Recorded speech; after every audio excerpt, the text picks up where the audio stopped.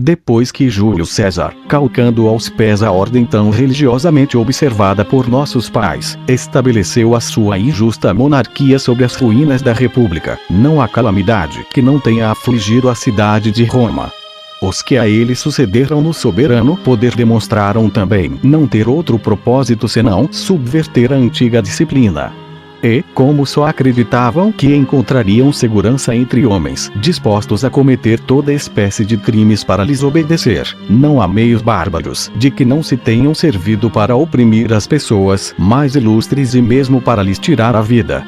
Entre esses intoleráveis senhores que nos fizeram gemer sob tão tirânica dominação, Caio podia vangloriar-se de superar a todos, pois não exercitava o seu furor apenas sobre os nossos cidadãos, mas também sobre os parentes e amigos, e não era menos ímpio para com os deuses. Pois é próprio dos tiranos não se contentarem em ser ávaros, voluptuosos e soberbos. O seu maior prazer é exterminar os inimigos, e eles consideram como tais todos os que têm uma nobre. Nenhuma ponderação é capaz de os acalmar, pois, sabendo quanto são odiosos aos que lhes estão sujeitos, acham que não se conservarão em segurança senão oprimindo-os de tal modo que eles não possam livrar-se de tantas misérias. Agora, então, que disso nos livramos, com a vantagem de só dependermos de nós mesmos, a nossa união presente pode gerar segurança para o futuro. Quem nos impede de reerguer a glória de Roma e dar à República o seu antigo brilho e o primeiro esplendor? Podemos falar com liberdade contra as desordens e propor sem perigo tudo que julgamos mais vantajoso para o bem público, pois sacudimos o jugo desses senhores prepotentes. Lembremo-nos de que nada favoreceu tanto a tirania em seu início quanto a covardia daqueles que a ela não se ousaram opor, e que foram essa fraqueza e a mesquinhez de se preferir, como escravos, uma vida vergonhosa a uma morte honrosa, que lançaram Roma neste abismo de infinitos males.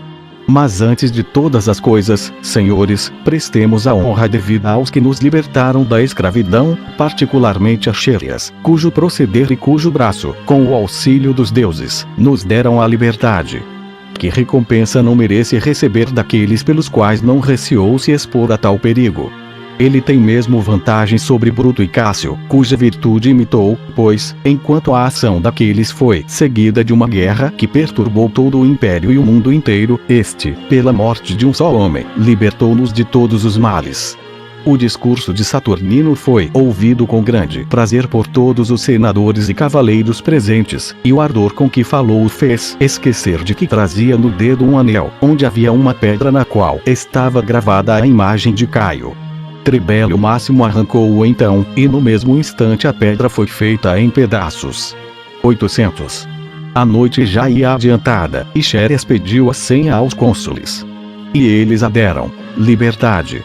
E não se cansavam de se rejubilar por haverem tornado a entrar no gozo daquele sinal de sua antiga autoridade. Xérias em seguida deu a senha aos oficiais de 4 coortes, os quais, preferido a dominação legítima à tirania, haviam abraçado o partido do Senado. 801. Pouco depois, o povo, por efeito da inconstância que lhe é peculiar, externou muita alegria pela esperança de reconquistar, com a liberdade, o poder que outrora havia desfrutado, e Xérias tornou-se deles muito estimado. 802. Como chefe do empreendimento que acabava de mudar a face do império, Xérias, julgando que haveria sempre motivo de temor enquanto existisse alguém da família de Caio, ordenou a Júlio Lupo, um dos oficiais da guarda, que fosse matar a imperatriz Cesônia e sua filha. Ele foi escolhido porque tinha parentesco com Clemente e também porque havia participado da conspiração.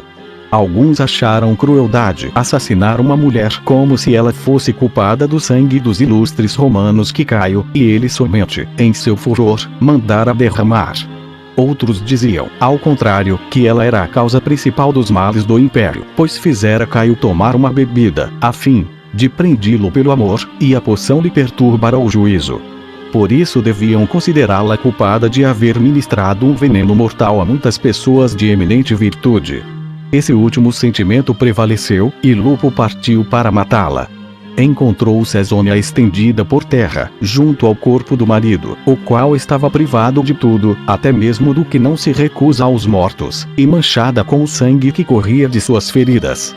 A filha estava ao lado dela e a ouvia queixar-se amargamente de que Caio não quisera atender aos seus muitos avisos.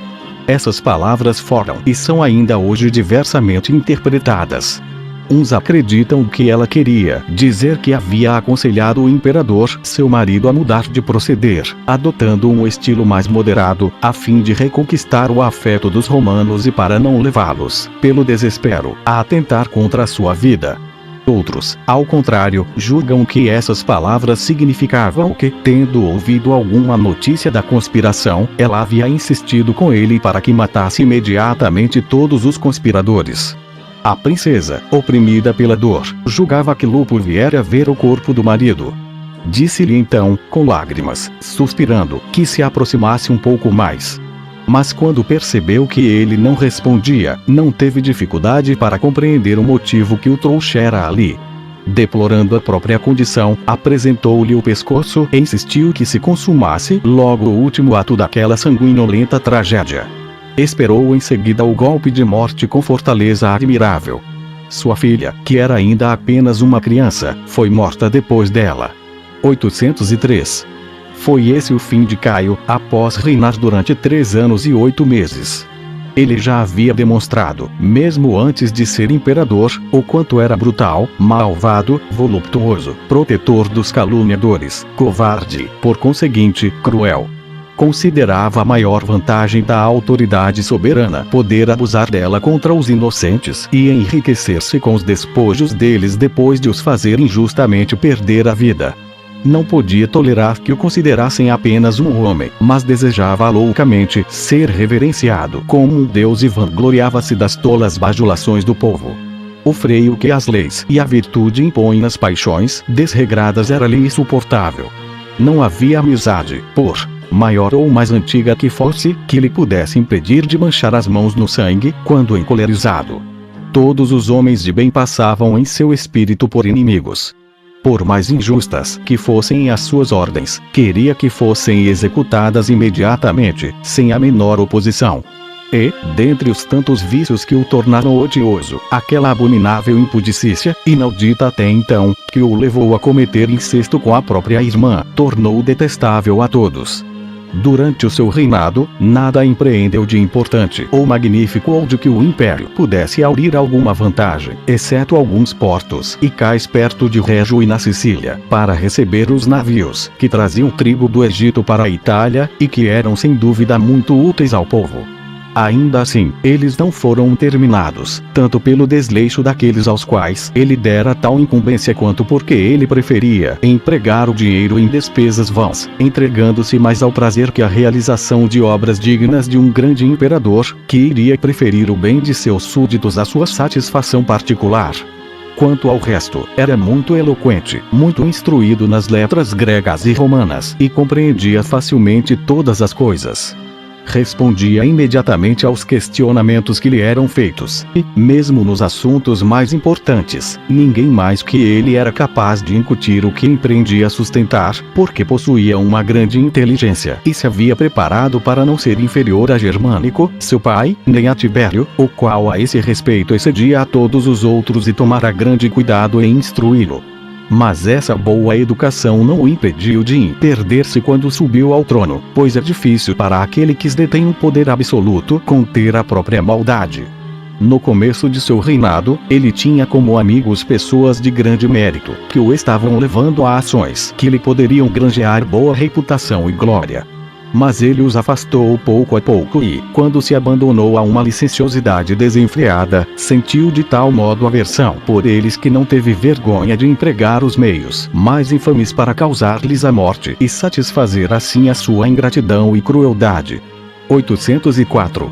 Devemos agora falar de Cláudio, que, como dissemos, ia adiante de Caio quando este saía do teatro. Sabendo da morte do imperador e vendo aquela grande perturbação, ele foi esconder-se num canto muito escuro do palácio. No entanto, nenhum outro motivo senão a grandeza de sua origem lhe provocava temor, pois ele vivera até ali como um cidadão comum e procederá sempre com muita modéstia. Longe do barulho e do tumulto, ocupava-se com o estudo, principalmente dos autores gregos, sem se imiscuir de maneira alguma na política. A confusão, todavia, aumentava cada vez mais. O palácio estava cheio de soldados, que corriam para todos os lados com furor, sem saber o que queriam, e o povo também para lá corria em massa. Então os guardas pretorianos, que estavam na primeira linha entre os soldados, se reuniram para deliberar sobre o que deviam fazer. A morte do imperador não lhes causava pesar, até achavam que ele bem a havia merecido, mas pensavam em tomar resoluções que lhes fossem vantajosas. Quanto aos alemães, não era a consideração do bem público que os incitava contra os que haviam assassinado Caio, e sim a própria paixão. O temor de Cláudio aumentou quando ele viu as cabeças de Asprenas e dos outros que os bárbaros haviam sacrificado à sua vingança. Manteve-se em seu esconderijo, onde só se podia chegar subindo alguns degraus. Um dos guardas do imperador, de nome Grato, avistou-o, mas, por causa da escuridão, não pôde reconhecê-lo, por isso aproximou-se e ordenou-lhe que saísse dali. Cláudio não quis obedecer. O guardou tirou à força e então o reconheceu, gritando aos companheiros: "Eis aqui Germânico, façamo-lo imperador." Ante essas palavras, o guarda o agarrou, para levá-lo, e Cláudio pensou que iria ser morto, em razão do ódio à memória de Caio. Assim, rogou-lhe que considerasse a sua inocência, e lembrasse que ele não tivera absolutamente parte no que havia acontecido. Grato, nesse momento, tomou-o pela mão e, sorrindo, disse-lhe: "Não tenhais receio pela vossa vida, mas pensai apenas em demonstrar uma coragem digna do império, pois os deuses, cansados dos males que Caio causou a toda a terra, oferecem-no hoje a vossa virtude. Portanto, subi gloriosamente ao trono de vossos antepassados." Enquanto Grato falava, um grande número de soldados da guarda pretoriana reuniu-se em torno dele. O combate violento que se travara em seu coração entre o temor e a alegria não lhe permitia sequer caminhar, e então eles o carregaram nos ombros. Muitos, vendo naquele estado, julgaram que iam matá-lo. E, como sabiam que ele jamais havia tomado parte em coisa alguma até mesmo algumas vezes correrá perigo de vida sob o reinado de Caio, ficaram consternados pela sua desdita e protestaram, dizendo que competia aos cônsules julgá-lo. À medida que os soldados caminhavam, outros reuniam-se a eles, que continuavam a levar Cláudio, porque os que carregavam a liteira, julgando perdido ao vê-lo ser agarrado, haviam fugido. O povo abria caminho àquela multidão de soldados que enchia o palácio, o qual dizem estar na parte mais antiga de Roma. Um número maior de soldados uniu-se ainda a eles, e a alegria deles por ver Cláudio foi tão grande que disseram estar dispostos a tudo para elevá-lo ao trono do império, quer pelo amor e respeito que conservavam a memória de Germânico, seu pai, quer porque não ignoravam os males que a ambição desmedida dos maiorais do Senado havia causado quando este ainda possuía autoridade.